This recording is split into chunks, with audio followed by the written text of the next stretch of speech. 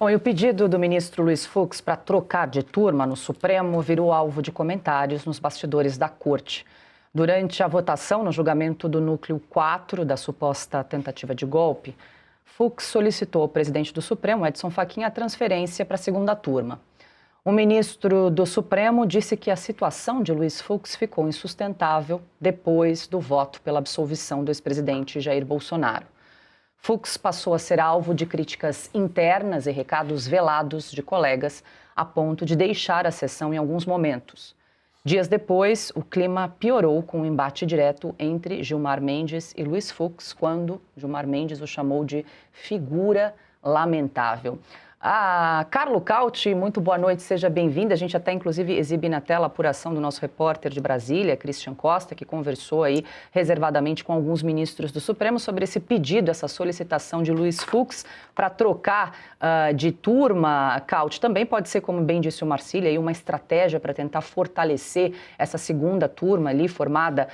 embora formada por Gilmar Mendes e Dias Toffoli, mas também abrange ali Cássio Nunes Marques e André Mendonça, e aí ganharia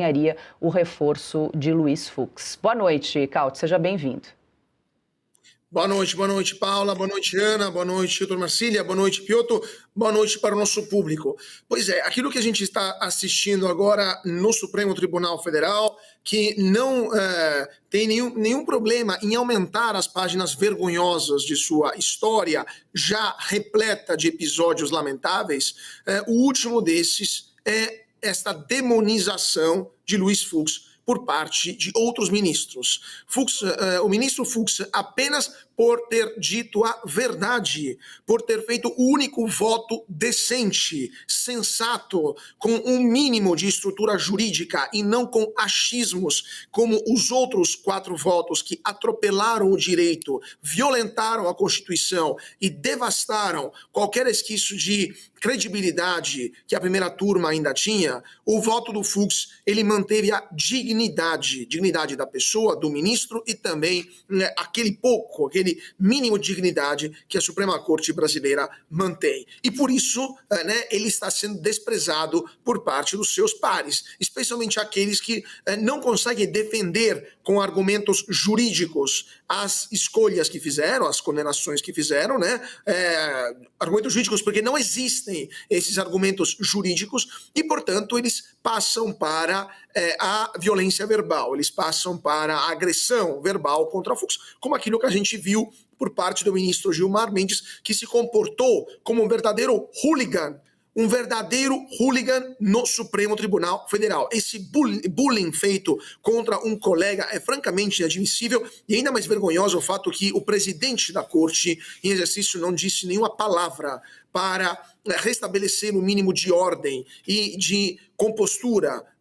de sobriedade na corte. Então, obviamente, Luiz Fux, que não precisa demonstrar para ninguém que ele conhece o direito muito mais do que os seus outros colegas, como demonstrou esse julgamento farsa, Luiz Fux olha com desprezo claramente aos outros membros da primeira turma e disse: eu não aceito estar junto com essas pessoas que simplesmente estão destroçando todos os códigos jurídicos brasileiros, e pediu para sair de turma, não antes de se manifestar mais uma vez contra esses abusos cometidos,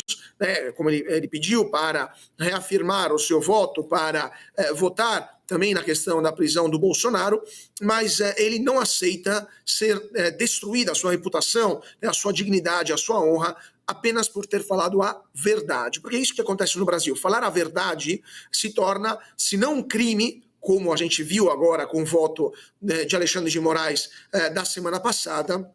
falar a verdade, se isso for feito por um membro do Supremo Tribunal Federal, se torna alvo de bullying por parte dos seus colegas. Então, esse é o Brasil, é o clima infame que vivenciamos no Brasil de 2025.